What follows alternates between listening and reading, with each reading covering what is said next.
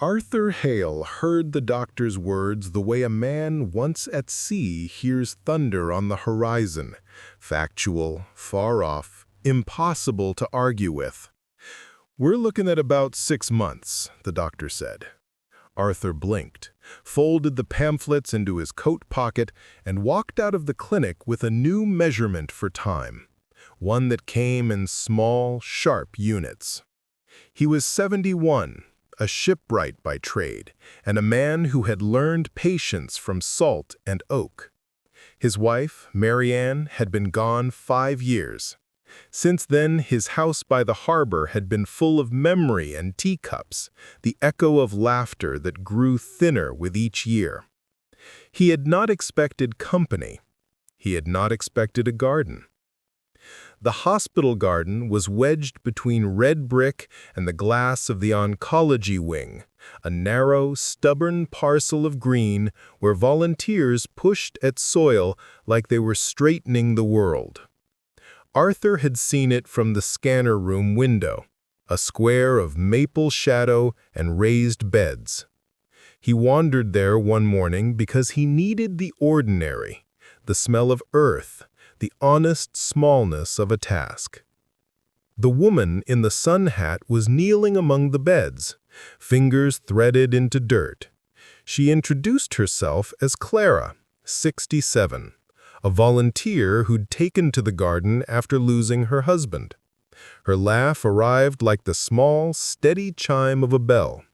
She talked about compost like it was a living language, and handed Arthur a trowel as if he were family. "Most people don't notice this place," she said, wiping her palms on her apron. "They come for scans and leave. But this spot, She gestured to a crooked line of budding tulips. this is where people remember how to breathe." Arthur found himself telling her about Marianne while his hands absently brushed the roots of a fledgling plant. He told her about the slips of paper Marianne folded into his pocket for luck, the way she taught him to coax a stubborn sail into obeying. Clara listened as if each sentence mattered, as if stories were seedlings that required tending. Their mornings became a rhythm. Arthur scheduled treatments so they dovetailed with Clara's volunteer shift. Nurses noticed that he came back from scans brighter, that he spoke more in full sentences. "He's smiling," one tech confided to another, and the word traveled like a benediction through the ward. There was no rush. Their days were stitched together from small acts, Clara bringing ginger mint tea and a dented thermos, Arthur carrying shortbread from his neighbor in a paper tin. They traded the kind of humor only age and loss can produce. "I killed a cactus once by overwatering it on purpose. I was trying to save it with too much love." Arthur grinned. "My mother used to say men fix things to prove they're useful. It usually ends in a trip to the hardware store and a lecture." The laughter became a kind of medicine. Sometimes it worked better than his pills. It was not that the diagnosis retreated, scans still arrived, and chemo days were honest in their pain, but there were mornings that held sunlight instead of dread. Clara had rituals too. She kept a pocket full of seed packets and small printed notes that read, simply, "Plant hope." When they sat on the bench under the maple, they read to each other sometimes. A paragraph from a book, a weathered poem, or a letter clumsily folded in Marianne's handwriting that Arthur had kept all these years. Clara would smooth the paper like it was part of a bed they both tended. One evening, the hospital organized a volunteer appreciation night in the garden. Lanterns dangled from the maple. Someone had dragged an old record player outside. The chill in the air did not matter. There were blankets and thermoses, and the hush of people glad to be together. "You clean up nice," Arthur told Clara when she arrived in a blue dress instead of her sun hat. She pretended to consider the compliment. "It's a special occasion. My apron has gone to the cleaners for the night." They danced on the grass, slow and a little off time. Arthur felt his ribs hollow out with something that was less fear and more astonishment. Under the lanterns, people clapped for a choir of volunteers, and the maple leaves whispered, like an audience. After that night, the idea began as a small, ridiculous seed. If, they joked, the garden could be turned into something like a chapel. It was a tender, half-formed thought. Arthur found he liked imagining it. The way the table could be set with paper cups, the way the bench could hold small, treasured faces. He was practical in the way of men whose lives had been measured in beams and joints. So he spoke plainly one afternoon while they pruned an over-eager rosemary. "I can't promise a long future," he said. The words caught on the air. "The doctors gave me 6 months, Clara." She didn't flinch. I know. She said. Her hands were steady at the stem. "I don't want to—" He searched for a word that would not wound. "I don't want to put you in pain if it gets worse." Clara paused and looked at him like someone who had read long seasons of grief and still believed in the sun. "Arthur, I have already lost. Grief doesn't mean we stop wanting company. It means we know what to value." It was not a grand speech. It was simple, true, the kind of reply that roots itself in both people. They agreed, half in jest, to imagine a wedding. The hospital staff, who'd held other kinds of ceremonies in front of miracle machines, listened and smiled. When Arthur asked the chaplain if it was possible to hold a small ceremony among the beds, the chaplain said, "Of course, love is work.